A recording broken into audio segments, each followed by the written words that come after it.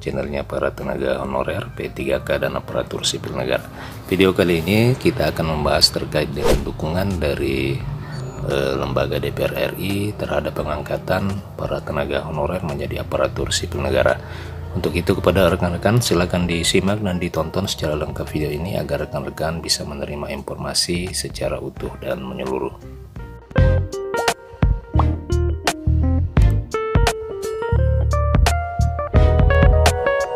Rekan-rekan sekalian, daripada non-ASN diberhentikan menjelang akhir tahun, DPR menyatakan dukungan terhadap pengangkatan tenaga honorer menjadi ASN tanpa pengecualian.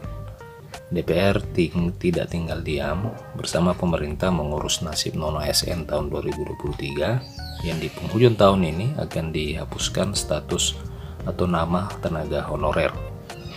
Menpan RP Aswar Anas terus berupaya menemukan solusi terbaik untuk menyelesaikan persoalan tenaga honorer di tubuh birokrasi saat ini.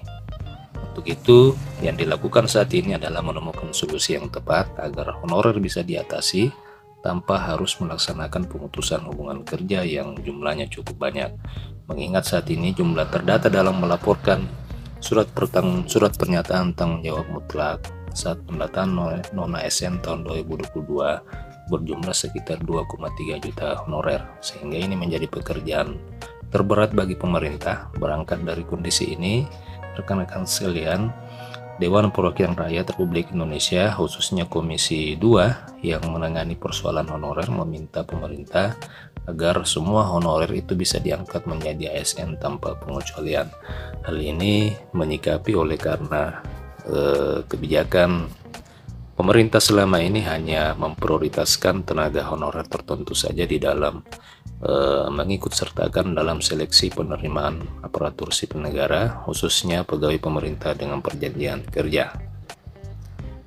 Pernyataan itu disampaikan oleh Wakil Ketua DPR RI Komisi 2, yakni Yunimar Girsang.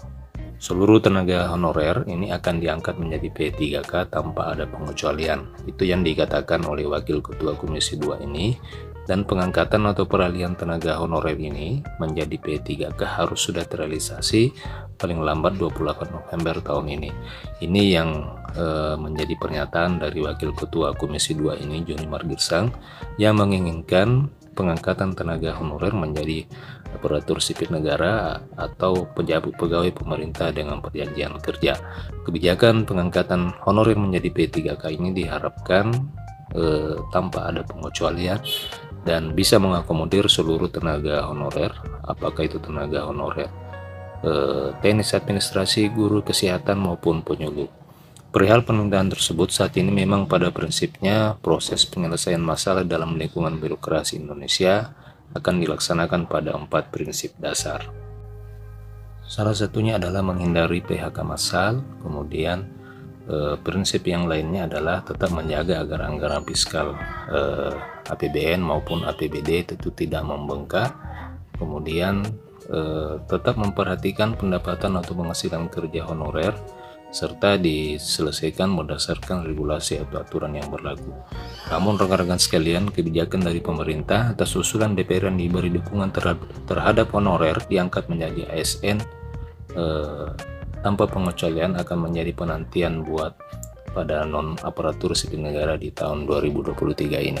Jadi kita tunggu saja apakah pemerintah setuju dengan permintaan DPR yang menginginkan pendapatan tenaga honorer menjadi aparatur sipil negara ini tanpa pengecualian. Artinya mengakomodir seluruh tenaga honorer, tidak membeda-bedakan antara tenaga honorer.